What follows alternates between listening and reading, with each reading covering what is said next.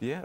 Tell us, why the need for this bandwidth and this spectrum, particularly for mobile operators? Well, Africa is predominantly a wireless environment when it comes to telecommunications. There is some fiber optic now deployment taking place in some of the large urban centers across Africa, but most people are still connected on wireless.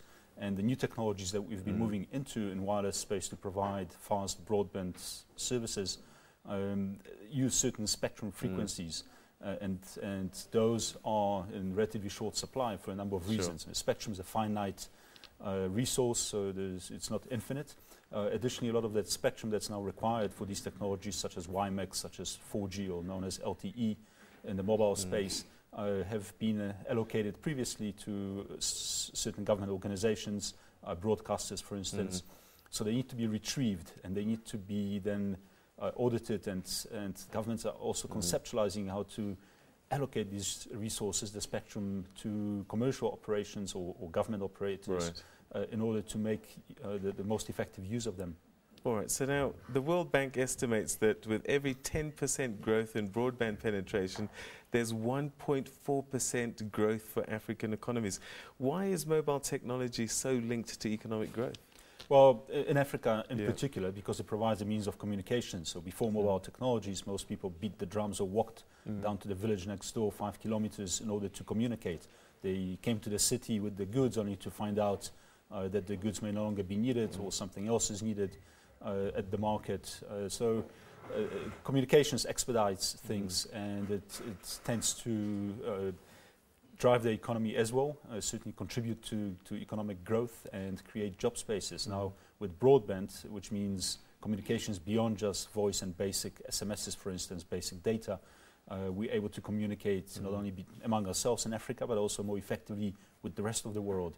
And it just allows us to be more operate in real time on our continent, and when we operate with other continents globally. And that's why it's such an important element of economic development. All right, you talked about doing audits and auctioning this spectrum. What is the situation in South Africa? We've talked a little bit about it broadly as a continent, but what's happening in South Africa? In South Africa specifically, we're going through a process now, I think, with the government trying to decide what is best for the country in terms of allocation of new spectrum, particularly when we looked at the so-called LTE spectrum, which is the fourth generation mobile technology, allowing for fast data throughput, effectively more high-speed mobile broadband that's now being deployed by Vodacom, soon MTN, Cell C, and then ATA from Telkom as well.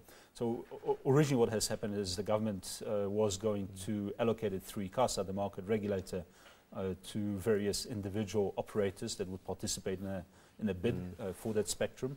But because of the scarcity of spectrum, we probably would have ended up with relatively small spectrum blocks, which means that networks on a national basis may not have been very effective, efficient. What the government's contemplating now is possibly using that spectrum to build one large national network and then effectively sell capacity on that spectrum to various players who want to deliver services using that spectrum. Now, it has a number of positive aspects for the telecommunications industry and for the country. Number one, you'd allow a lot more smaller service providers to access that spectrum and provide services to compete with the larger operators.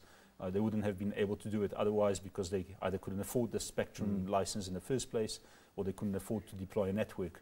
Also, we've seen fairly intense competition on voice and in particular data in South Africa and other African markets. Well, hopefully all of this will mean that it's going to be cheaper for us. Unfortunately, we've run out of time. We're going to have to leave it there. But I think this is a conversation we're certainly going to have again. Dobek Pata from Africa Analysis, thank you so much for joining us in your time. You're dead right.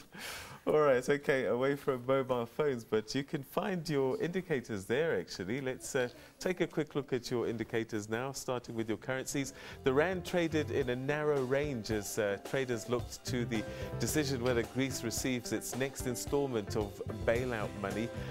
So that was the situation yesterday. The JSE was down yesterday, taking its cue from low.